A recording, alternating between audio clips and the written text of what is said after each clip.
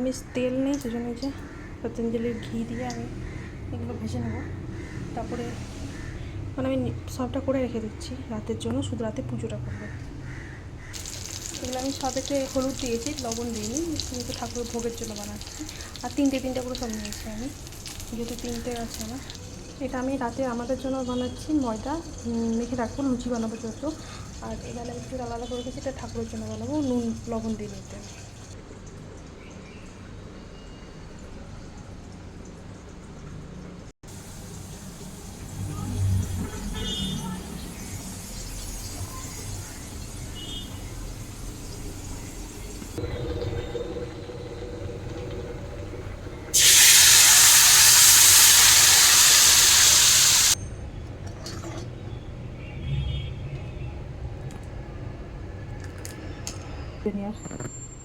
পা জোড়াবে, আমারও ভালো লাগবে না করতে।